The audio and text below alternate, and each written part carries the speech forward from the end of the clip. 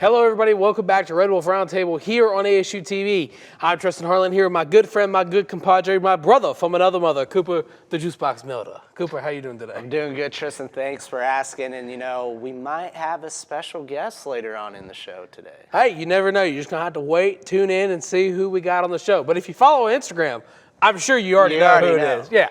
But anyways, Cooper, we got a lot of sports to talk about today on the show, so let's go ahead and dive right in head first.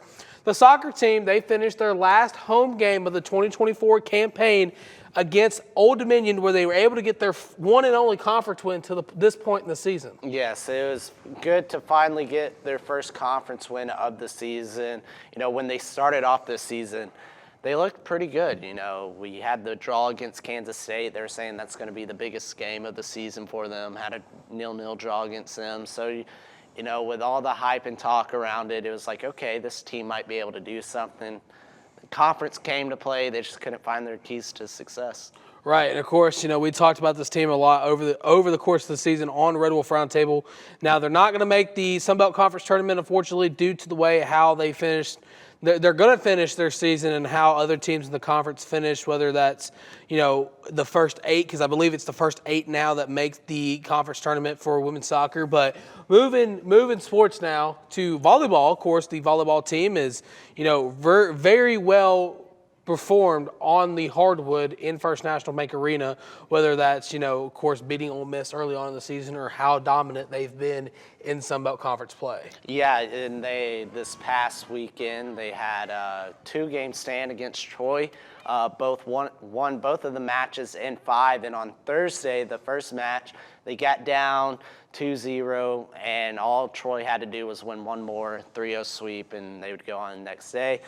But this Red Wolf team, they don't give up, and that's why they're one of the, if not the best team in the Sun Belt Conference. They went on to win 3 straight, and it was a team that you want to see. They're down 2-0. It doesn't affect them. They're still vibing on the sideline, good spirits, and all they had to do was win one set, and that it was over. They won the third set to make it 2-1.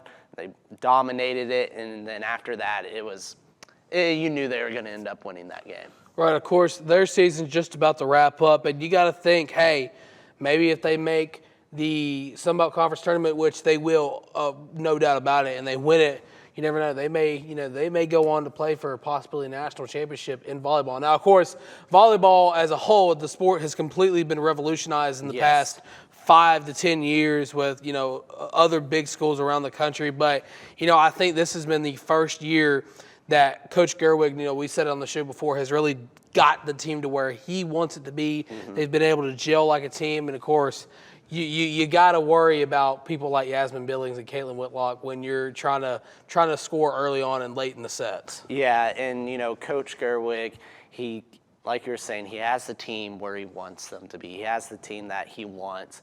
And it's just going to be exciting to see how they can really finish the year out and see if we can get that top seeding in the Sun Belt Conference. That's going to be huge. So right now, it's a tight race in the West for the Red Wolves, and you just got to win out, keep winning, and then go on your little magical run is all you can do. Right. Well, Cooper, we're going to take a step away. When we come back, I think it's going to be time to unveil the special guest right here at Red Wolf Roundtable. Stick around.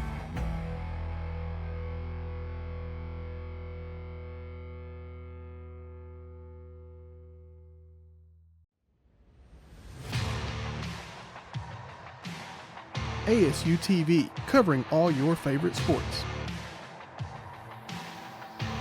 From Red Wolf Roundtable to Westside football and more, ASU-TV has you covered. Tune in now to ASU-TV for news and coverage on these sports and more.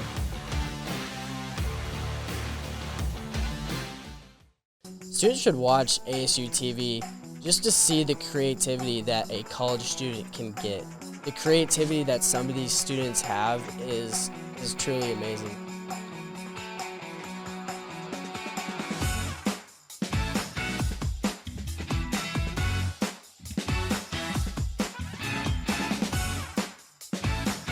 Getting that experience can really just take you further, and I feel like our program does that for a lot of students.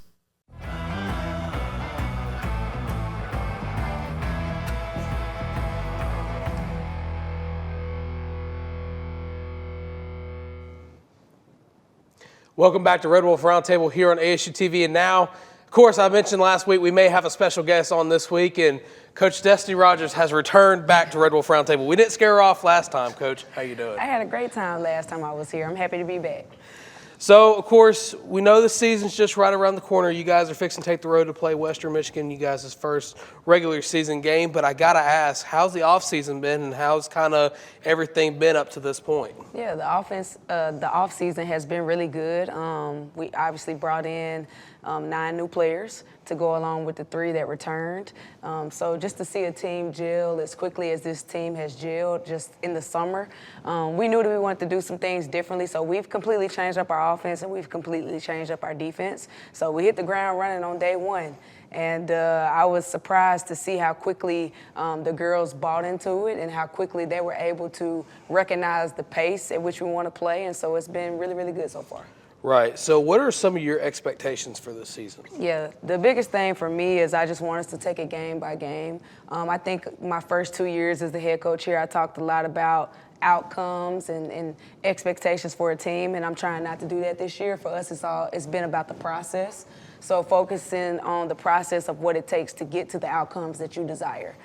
So, every day, what can we do to be better? So, we play Monday, and while, yes, we're referencing our first game, we're still talking about, hey, what can we do today to be better than we were yesterday? And I just believe that that's been working for us, and we're going to kind of stick to that this season. And like you mentioned, Coach, you brought in 9 new players. Has it been challenging for you and as the staff as a whole to get, you said they came together quick, but was it challenging at first to get this team to really gel together and, get the chemistry? Because you can have chemistry in practice, but it's completely different having chemistry on a court in a game. Yeah, absolutely. And I think that, when I sit here and I tell you guys that we have chemistry with our team right now, with it being a new team, it's like, how is that possible? But the truth is they really do, and I think that goes down to they hang out a lot outside of basketball. So they do movie nights, they go out to eat, they do all kind of stuff together outside of basketball, and so that shows up on the court for them as well. So, I haven't been around a team that's gelled this quickly chemistry-wise. We've been able to play 2 scrimmages before our first game, and it's been really good, just seeing them, kind of come together and play together. This is a situation where when you see us play, it's going to look more like a team. Like there's not 1 or 2 players that we depend on everybody. So right now, we have 11 that can play, and we play all 11 at this point. So you're going to see it feel more like like team ball than it will be individual play. Right. So what maybe went into retooling the offense in the offseason as well as maybe just because of how the morale was when the season ended last year? Yeah. We always wanted to play the way that we're going to play this year. We just didn't have the personnel to do that. So we knew at the end of the season we had to fix it. And so the only way to fix it is to reconstruct your whole roster. We lost some, and then some, was a mutual thing. So we decided to go out and find players that can play the way we want them to play. So what does that mean? We need athletes that can score on all 3 levels. So they can shoot the 3, they can get to the rim, they can pass it, they can do everything that we need them to do. But then defensively, we press now. So that's going to be new for a lot of people. We press for 40 minutes. Whether you make it or you miss it, we're up in our press. And one of our scrimmages, we turned the team over 43 times. So we're going to try to turn people over as much as possible to try to create offense for ourselves. And so with the preseason rankings, when it came out, it had y'all projected as 13th. Mm-hmm. How have y'all been able to use that as motivation to go out there and prove everybody wrong? Honestly, we don't. To me, the preseason rankings is an opinion of a group of coaches, and we don't care about people's opinions. So I understand why we were picked 13th, because we have a brand new team and no one knows the capabilities of this team. And at this point, I'm okay with that.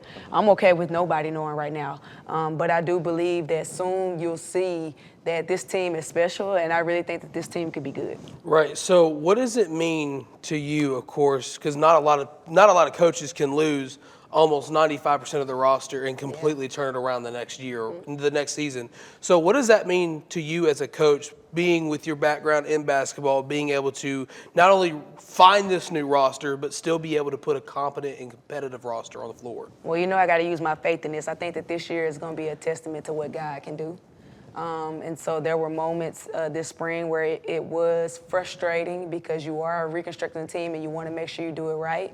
But I just had a strong belief that things were going to work out. And I truly believe now that we have this team here and we've been through practices and we've been through 2 scrimmages, that this is the team that was supposed to be here. Things worked out the way it was supposed to. And so I think that, this season you'll get to truly see that. Was it easy? Absolutely not. It's hard to put together a new team and have all the visits that we had to have and try to convince people to come be a part of your program when maybe it looked like, on the outside looking in, maybe it looks like it was falling apart. I don't think that it was falling apart. I think that this is just the beginning of something fresh and something new and also something special.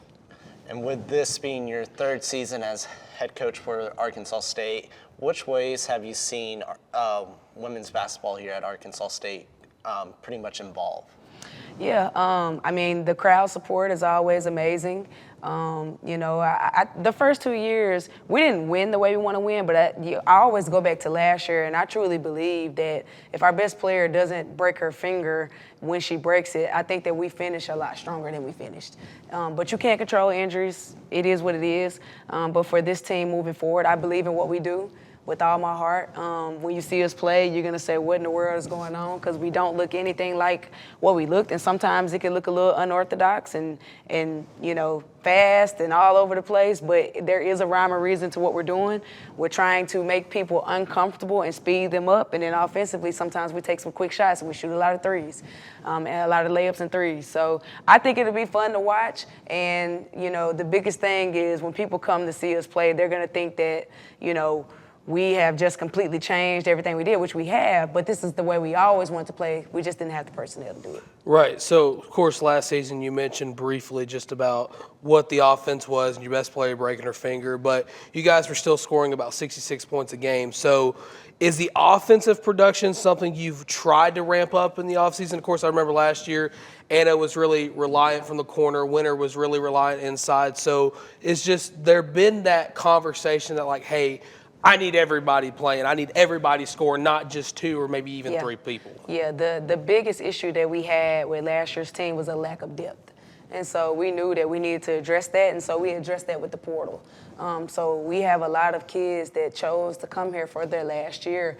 And when we look at, our stats from our first 2 scrimmages, we had 3 people in double-digit scoring in both games.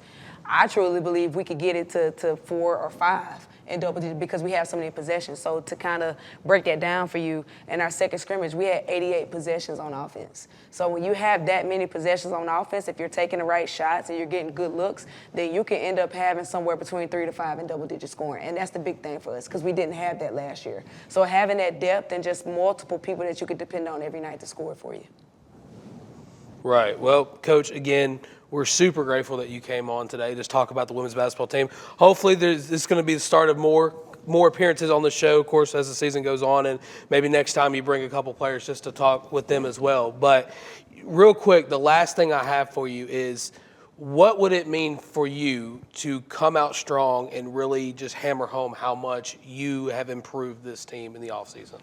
It would mean a lot for us to get off to a strong start, but I'm not going to put those expectations on myself, and I'm not going to put those expectations on the team. For me, I don't really care what people think about our program. I know that we work hard every single day, and I know that we do things the right way. And I do know and believe that God put this team in place for a reason.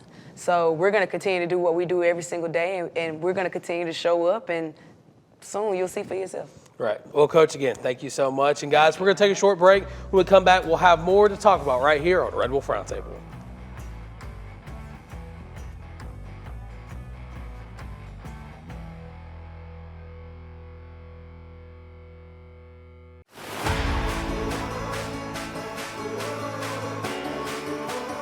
I think one of the things I learned at Arkansas State was life is 10% of what happens to you, 90% of how you respond to it, and that's just something that I live by.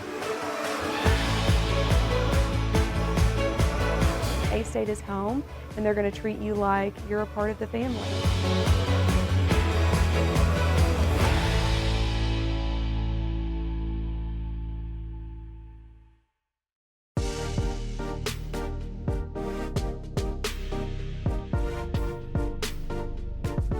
ASU-TV, shows like Red Wolf Roundtable, ASU-TV News, Westside Football, and more.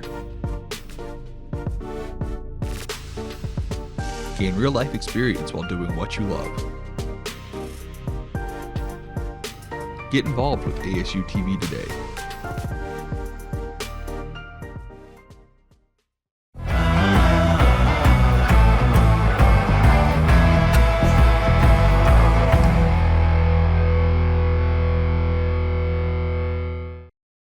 And welcome back to Red Wolf Roundtable here on ASU-TV. And now it's time to shift focus to men's basketball. Now, real quick, I do want to take another second to thank Coach Rogers for coming on the show, talking about the women's basketball team. And, man, I can't wait to see them on the hardwood floor. I can't wait either. You know, it's going to be a high-intensity team, full court press, and I'm just so excited for basketball season. Right. So shifting focus now to the men's basketball team. Of course, we mentioned on the show before that they were picked first in the preseason rankings for the Sun Belt Conference. And, you know, we've already talked about, you know, the history behind being elected first in the preseason rankings and going on to win the actual conference tournament. But Cooper, you know, of course, they had an exhibition Saturday, of course, the same day that the Arkansas State football team played Troy against Trevecca Nazarene. Excuse me, got the letters flip-flop there. But, you know, I'll go ahead and be the first one to say it. I wasn't impressed. No, it was a sloppy win. They ended up winning 78-71, and it was kind of one of those games you're like,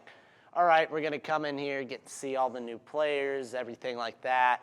And we saw the new players, but it's not the way we wanted to. I think we're shooting 13% from three-point at halftime.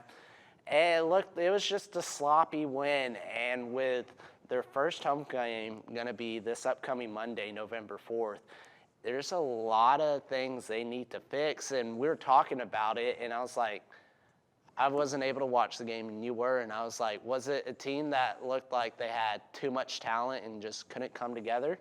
No, yeah, and that's exactly what it was. I mean, and don't get me wrong, I'm not trying to discredit the team at all. I mean, I know it's just an exhibition game, so you're not going to see a lot of your star players playing at their highest potential. But, I mean, when you've got a guy like Darian Ford who only made one three-pointer and he couldn't really hit anything else, it was kind of cause for concern. Again, it's an exhibition, but when you've got all that talent, you know, you expected the team to score 100 like they did against the team last season in their exhibition.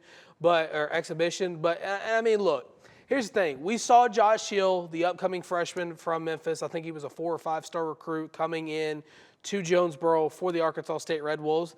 But, I mean, again, he was another one that I just didn't see any sign of explosiveness with. I mean, he took forever to get down the court. He wasn't fighting for rebounds. He wasn't really fighting to put back anything. That was more DeAndre Dominguez's job, was putting back rebounds into layups and making second chance points on the offense. But my question is when they play Akron this Monday at First National Bank Arena, of course, it's the blackout in their first game for the MAC SBC Challenge, will we see this team start to mesh more together, or is it going to be kind of a Achilles heel that, you know, you and I have talked about early, to where they've got all this talent, but they're not able to mesh well and they're not able to convert on their open looks? Yeah, it's going to be a very interesting game because Akron actually made the tournament last year, and you're seeing last year's record and stats. Akron went 24-11. Now they averaged about 74 points per game, only gave up 66, shot 45% from the field goal, 32% from the three-point land. And A-State, they like to score, they like to go quick, almost averaging 79. But we did allow 77 shooting, 41% from the field and 34% from the three-point land. And if this team is going to have any success, we're going to need to be shooting almost 36% from three. I mean, they're a good team and they have talent, but the way Coach Hodgson's offense really works, you need to hit the three-point shot. Right, and that's been the biggest thing that was going to be the gray area for question early on, is that three-point land shot. I mean, of course, you know the term live by the three, die by the three, but that was the kind of the mark of the offense last year. And, you know, and here's the thing, okay? We also got to take this into account. Terrence Ford didn't play in the expedition because of injury. Isaiah Nelson did not play because I believe he has a broken foot. Don't quote me on it, but he had a boot, and I believe that's what his injury was. Just overhear him talking about it. But Isaiah Nelson's out for some time, and so you got guys that you've got to rely on, like DeAndre, like Darian, like Avery Phelps, like Josh Hill, like Kobe Julian from Louisiana. And that's another guy. Kobe Julian, he won Sun Belt Player of the Year last year, and he really didn't look impressive. Yeah. I mean, again, first game of the year, you've got some working out to do, some getting used to when it comes to game action. But I'm sure this team will mesh well, and I'm sure they'll fix their mistakes. Coach Hodson's a very talented coach, very smart coach when it comes to the game of basketball. So I'm sure those areas of concern are just first game jitters or first game, areas of concern that they'll fix as the season goes on, because, I mean, let's be honest, the only thing that really matters in college basketball is how you perform in conference play. Yeah, it really does, especially with the Sun Belt, unless, we just start the year undefeated, after the Akron game we go to Bama. But besides that, it's like we were saying last week. There's one thing that separates good coaches from great coaches. Good coaches, they can get a team together, win a couple games. Great coaches, they can get really good players and have them play well together, where they're able to space out the star power, where everybody's scoring, everybody's in double digits. And that's what I'm going to be most interested in seeing with Coach Hodson. I know last year, it was kind of like players took turns. Who was going to have a big game that game? Was it going to be Caleb Fields? Was it going to be DeAndre? Or was it going to be a De'Aaron Ford game?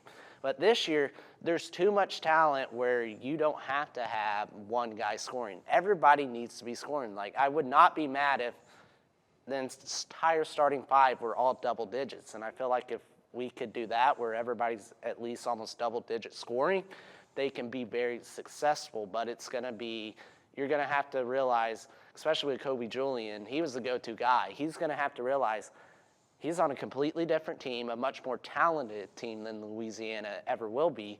And had to throw a shot out there. But he's going to have to realize he's not the go-to guy. He's a great player, but he's going to have to learn how to play team basketball along with everybody else on the team. Right, and look, and again, this goes back to the whole injury situation.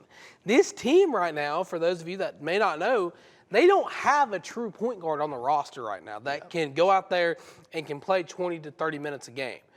Caleb Fields was a true point guard, but now he's playing overseas, and so that's what they're going to need from someone like Zane Butler or Terrence Ford when he gets healthy, or even De'Aaron Ford when, if he gets put in that number one spot. Because, I mean, let's be real. This team, they need a facilitator. They need a guy that's going to go out there, get 5 to 10 assists a game, and going to be able to find guys like Isaiah Nelson on the low block, Josh Hill on the low block, or even DeAndre Dominguez on the wing, to where he can knock down 45 to 50% of his field goals from inside, but still be reliant on that corner three that he's proved that he can hit in the past. And again, Kobe Julian is another guy. He has all the talent in the world, but without a true facilitator, he's going to go from 20 points a game last season to only 13 to 14 because he can't run. Let me say something before I say this. I am not saying he cannot play the game of basketball, but what I'm saying is in this offense, with as much talent as he has around him, he cannot run it by himself. He cannot be the number one option. Yes, he can be it on every given night if he wanted to be, but with the way this team is set up, everybody's got to get a piece of their pie. De'Aaron's got to come out and shoot maybe 3 to 4 threes and make 75% of them.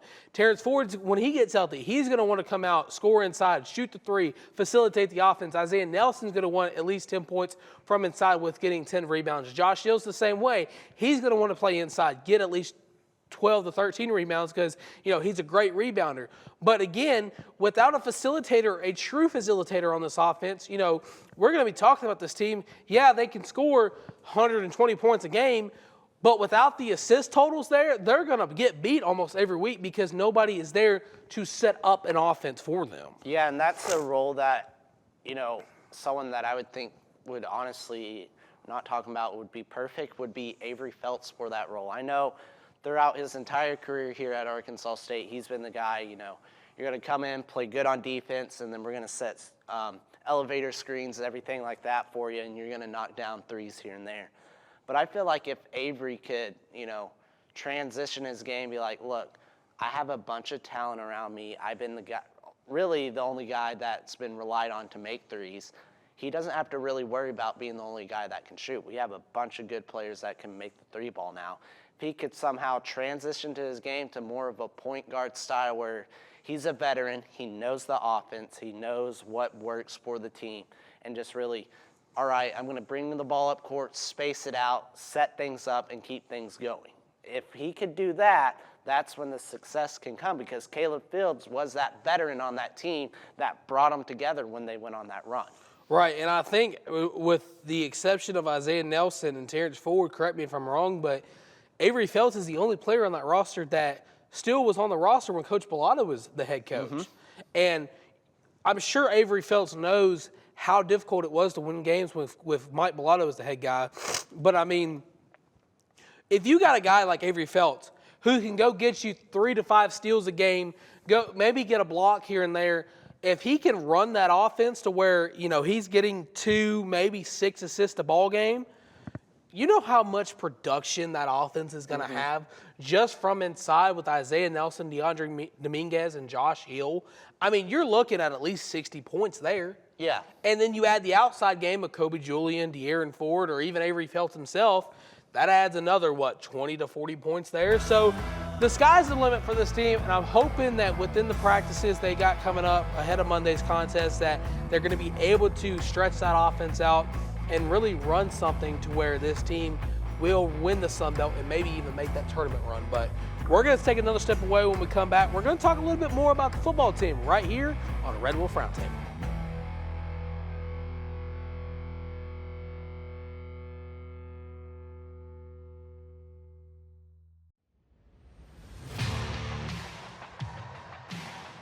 ASU-TV, covering all your favorite sports. From Red Wolf Roundtable to Westside football and more, ASU-TV has you covered.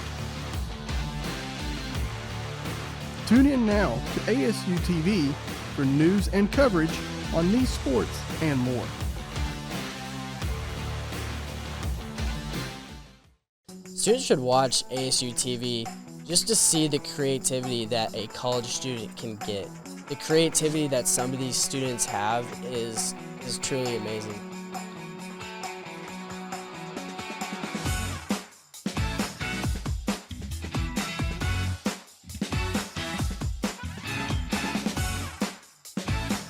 Getting that experience can really just take you further, and I feel like our program does that for a lot of students.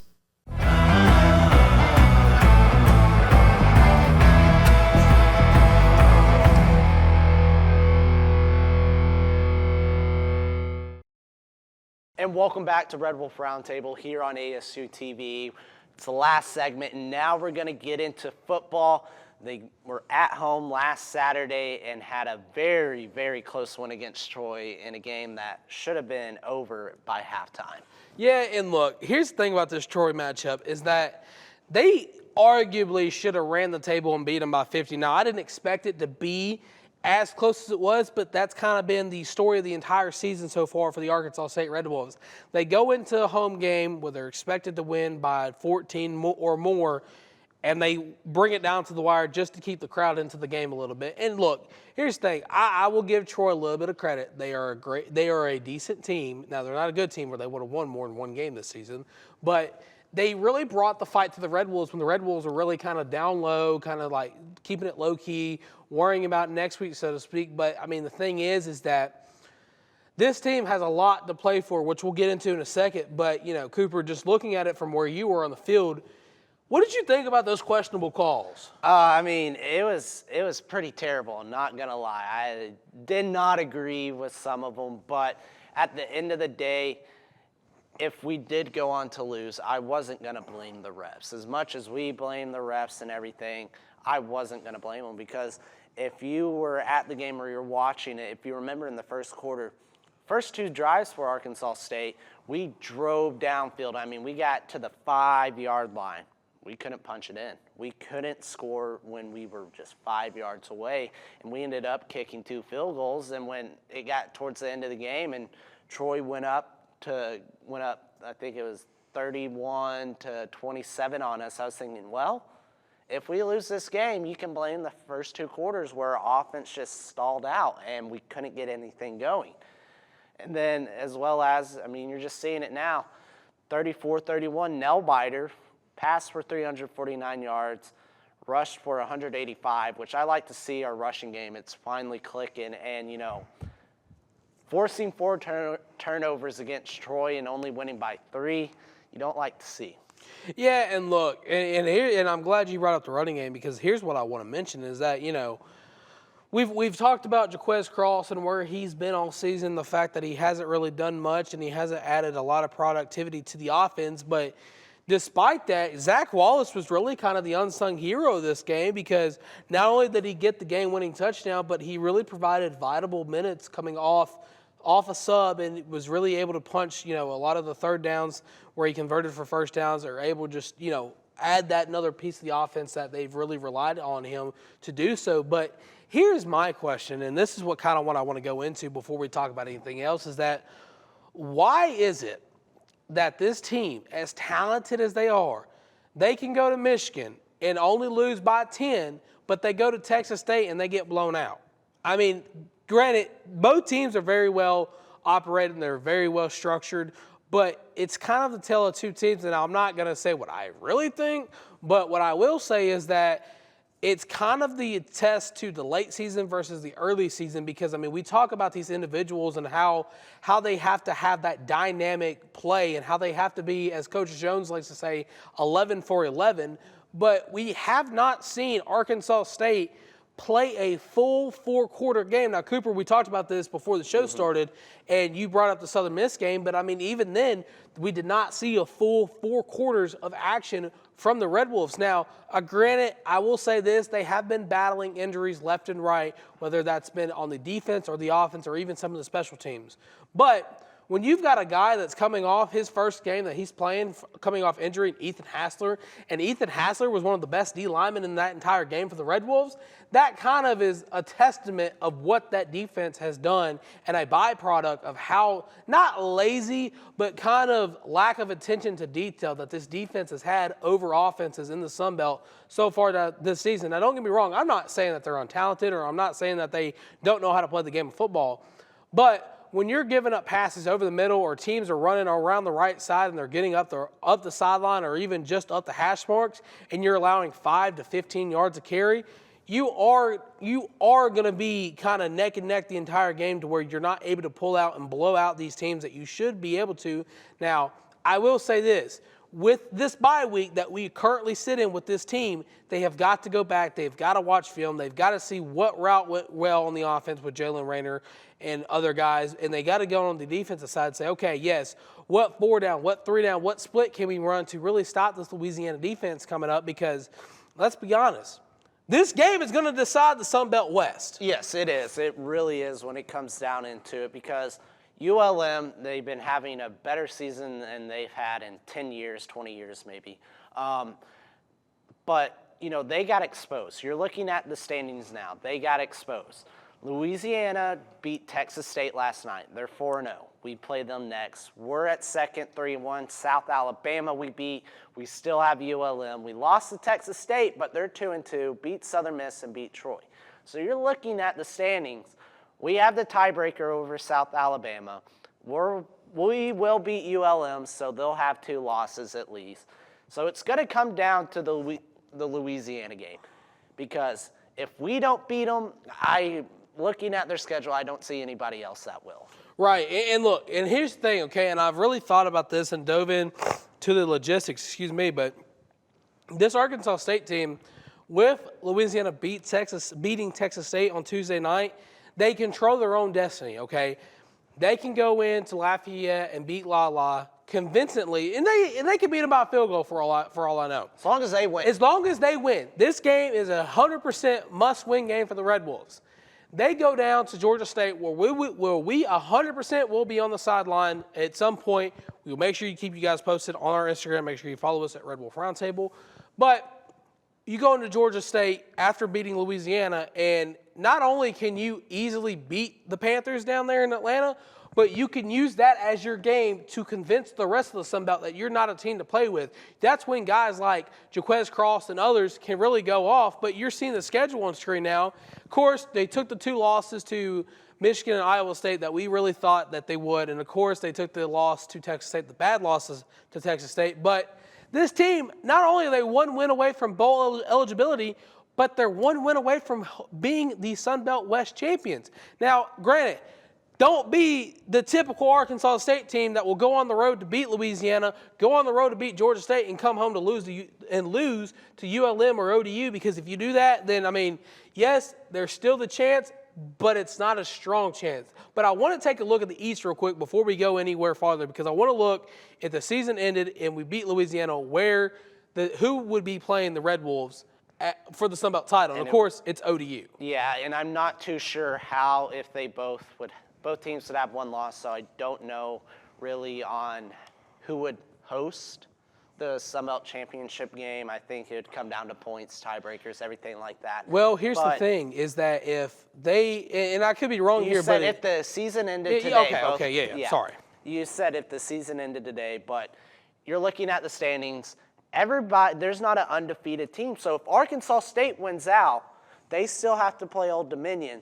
That gives Old Dominion their 2nd loss if Old Dominion runs the table and they don't lose until they play us. So right now, not only are you playing at a chance to be first in the West and a chance to play in the Sun Belt Conference Championship game, but you also have a chance to host a Sun Belt Conference game here in Jonesboro, Arkansas.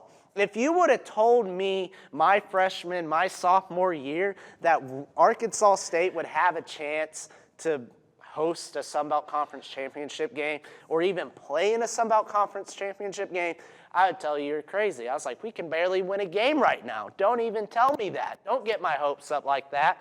But here we are, senior year, and we have a chance, and all we have to do is go out and just win against Louisiana, because if we do that, there's no way we don't win out. But knowing Arkansas State, we might beat Louisiana, then go to Atlanta and give Georgia State their first conference win, and we're coming back all mad and everything. But it's all due to this one guy that's been having a really good season, Corey Rucker. Yeah, Corey Rockstar Ruck, and he's actually on the watch list for the Bolitnikoff Award, and you're seeing his stats on screen now. 12 receptions for 193 yards, and his longest catch was for 28 yards, and he hasn't really found the end zone yet. But here's something about Corey Rucker that nobody has talked about, that I haven't really heard anybody say. Of course, you're seeing the graphic that he made. Shout out Corey Rucker for making this graphic.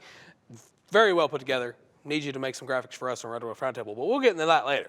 But the one thing about Corey Rucker that I haven't really heard a lot of people talking about is that he possibly has a chance to beat the all-time receiving yard record for Arkansas State in football history. Yes, he's had 3 or 4 games with 100-plus receiving yards, and when we were looking at his stats, yes, he had 190, almost 200 receiving yards, no touchdowns, because Zach Wallace got 3 of those, all punching them in. But besides that, Corey Rucker, last year it was like, okay, we got Corey Rucker back, and then he kind of disappeared into the bowl game, or his yearly game against ULM when he just goes crazy.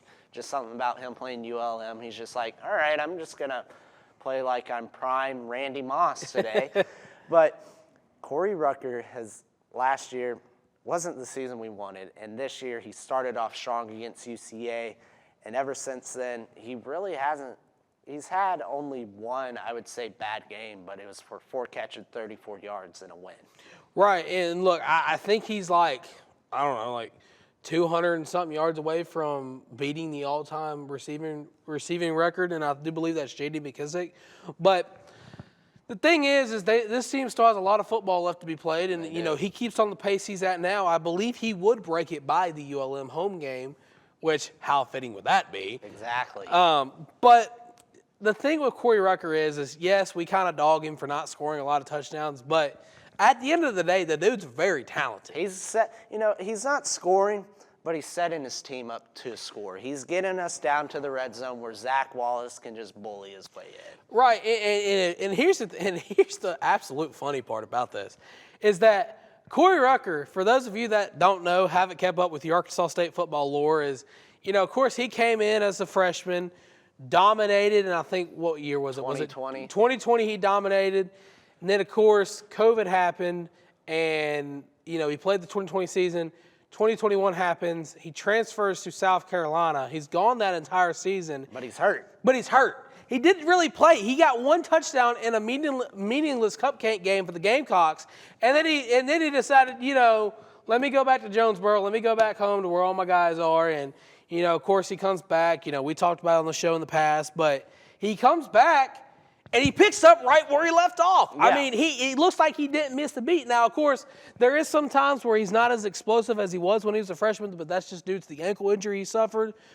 But the joke, the thing I'm trying to say here is that if you would have told us, especially our freshman year when we started doing the show, that like, hey, Corey Rucker, who was here last year, is going to come back and he's possibly going to break the all-time receiving yards record for Arkansas State football, not only would we have laughed at you, because going from a Sun Belt school to an SEC school back to a Sun Belt school just didn't happen then when the transfer portal first was a big deal, but it's really a testament of the byproduct that this offense has had with Corey Rucker and that receiver one position, because he's had guys like Malik Hornsby on the roster, like Courtney Jackson on the roster. Of course, when he was gone, we had Seydu on the roster, Champ Fleming, and Tennell Bryant, and a lot of talent.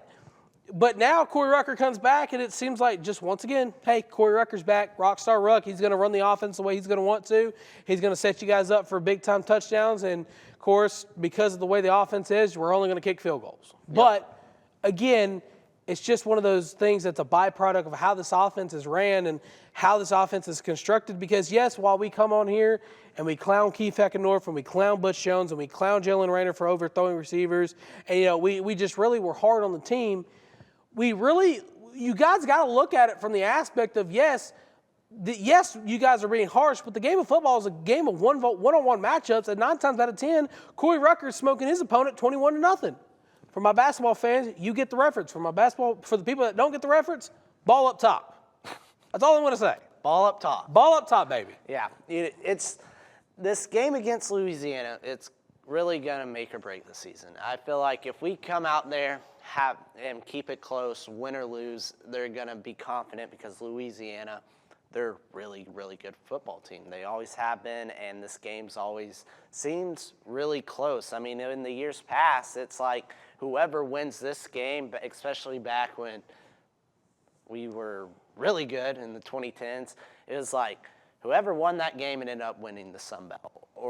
So for it to be week, what are we in, week 9, week 10? Something like that. Something like that. It's a long season. And it's Arkansas State versus Louisiana, 1 versus 2 in the West.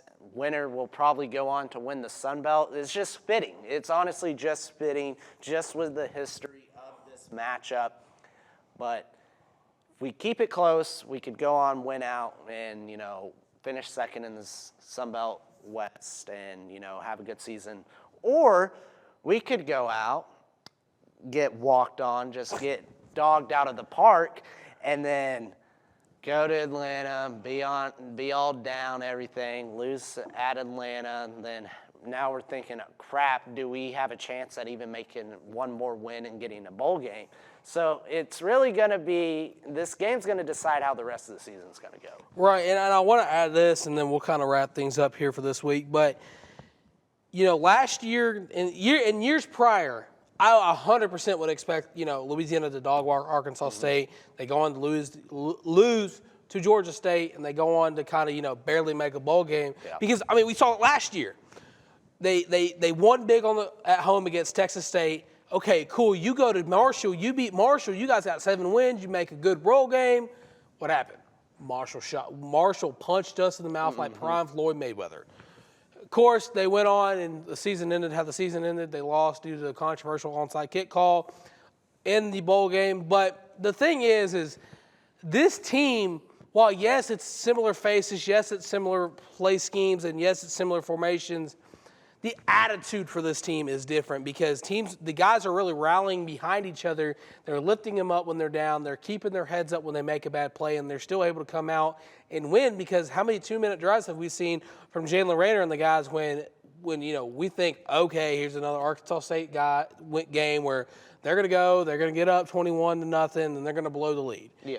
We haven't seen that yet, and they've won some close games. Maybe due to some controversial calls. Corey Rucker, I'm side-eyeing at you because you caught it in the end zone against UCA. Touchdown, Red Wolves. But, I don't know. It's going to be interesting to watch. Of course, they haven't made an announcement that game's going to be on ESPN Plus or linear ESPN programming. I'm hoping it's linear ESPN programming because, you always love to see your guys play on primetime ESPN. Exactly. So, I don't know. But, ladies and gentlemen, this is all for this week. When we come back, we'll have more for the Louisiana matchup, and we'll preview how the Red Wolves can win and why the Red Wolves must beat Louisiana on the road. You've been watching Red Wolf Roundtable here on ASU-TV. We hope you enjoyed this episode. Be sure to follow us on our social medias and stick around for next week. We'll see you guys. Peace.